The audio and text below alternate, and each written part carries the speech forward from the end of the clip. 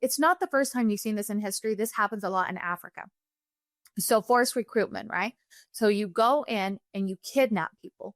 So in this particular case, the stories that are coming out of this camp are that people were told that there were like security guard jobs or things like that, good paying jobs in the Guadalajara area. And they would show up to a bus to go to get these jobs. Once they were there, they were held at gunpoint and kidnapped. You're never leaving again. And they were taken to these training camps.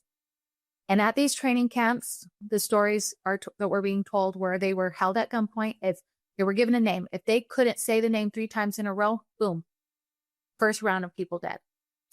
They were, then they were forced to, it's honestly atrocious. I don't even know if you can put this on a podcast, but they were forced to quarter the bodies, like literally cut them into pieces, skin them, and they were forced to eat them as part of the dehumanization and to do.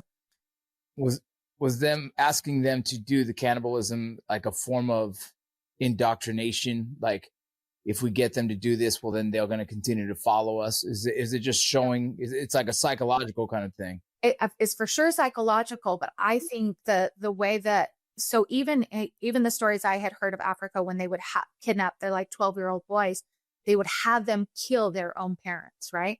So it dehumanizes you, and then you're filled with so much shame, right? And now you don't even feel like you're not even who you were anymore. And so they continue to do this like psychological warfare on them to just make it easier to train them. But they're in a training camp. They're forced to run through mountains. They're imagine like the hardest military training you ever did. They're also doing that to them, but at gunpoint every step of the way. If you didn't make it to that next finish line, you were shot. If you weren't made. And so it's a full training camp. And the purpose is to train people to fill up. I mean, the cartel wars have been happening forever. They lose people daily. Well, this is how they refuel those ranks. Even in the story, it's crazy. It is. It's go ahead. Insane.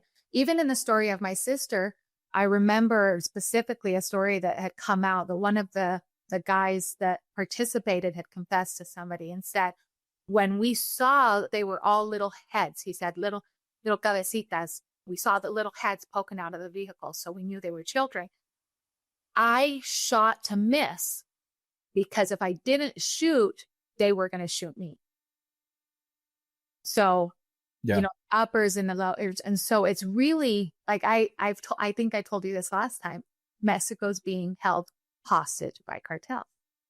So the levels of there was a report that, there's a missing child, a missing woman. I think she's more like 17, teenage range. And they identified her shoes in that camp. Now, I don't know if that's accurate or not, but are they recruiting women as well?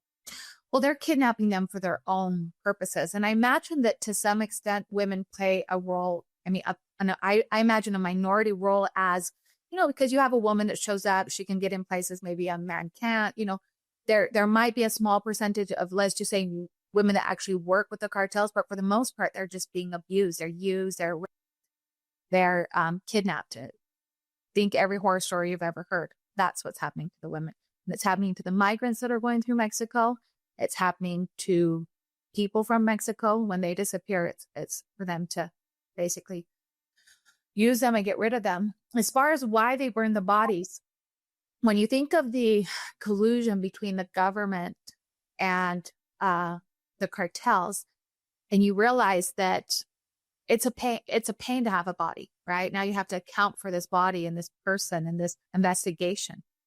And so just get rid of those bodies so we don't have to deal with them, please. Just get rid of them. And that's what they're doing.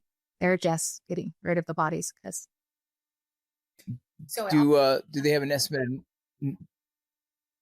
Sorry, there's a small delay between yours and my audio, so I don't mean to keep cutting you off like that. I apologize. Do they have like an estimated number in that camp? How many bodies they were able to identify? No, what happened was so the Madres Buscadoras had actually found out about this camp months ahead of time, and they'd told authorities. And when nothing happened, they got a team and, like a human rights team got in there with the Madres Buscadoras. And that's when all of the photos that came out were taken. That's when everything you've seen happened. So then the government finally did send officials in, and the only thing they did was close down the camp to the Madres Buscadoras and the people that were actually in there trying to find out what was happening.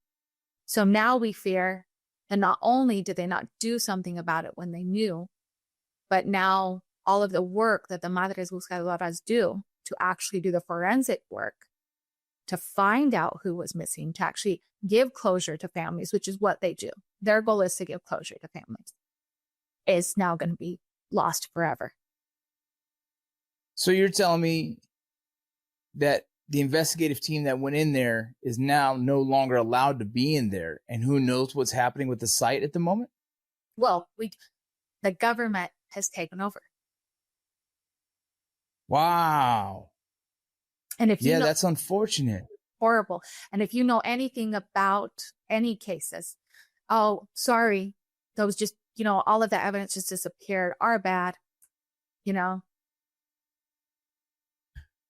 Man, I didn't know that. I thought there was still ongoing investigation and starting to really kind of identify how many, because if you just look at the shoes, I can't even begin to guess, but it looked over 200 pairs. Is what it looked like just from that alone.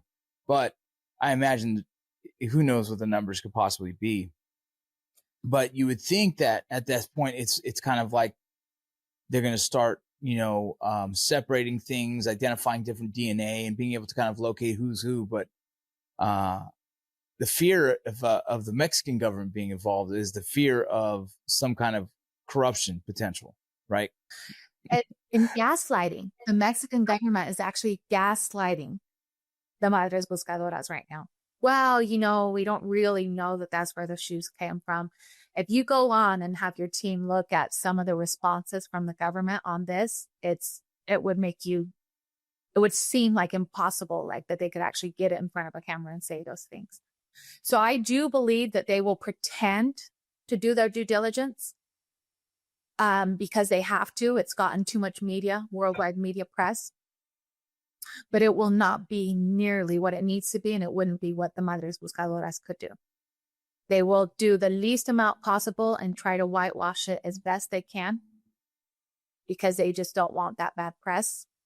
The Madres Buscadoras have often had to get forensic teams from other countries and for sure out of the area, because when they use local forensic teams, the evidence goes missing when they've worked on other sites. So they actually have to go look for outside help, because if not, they never get answers. So this is just ongoing. I've heard in the past, some of the cartels using tactics like barrels of acid and things like that to destroy bodies, destroy evidence. This is the first time I've heard about a big, I'd say, camp, that is incinerating bodies. Is this common? Like, I know right now it's big on the news. It's one of the biggest topics that we have right now, like on the subject, but it sounded like this isn't the first time that this has been discovered, something similar to this. It's not the first time. There was a camp in Chihuahua called El Willy. And so you find a lot of burned bodies and a lot of buried bodies as well in different camps. So my dad and his activism has joined Ceci Flores on some of her searches. So what it is they usually get a tip from someone escapes, somebody tells them, in one way or another. And they become such experts, they can almost tell immediately when they get to a site. It smells different, the ground changes with decomposed body, everything kind of they become sadly experts in this. And they've had many, many sites that they've worked on over the years. Many, many. And they will continue.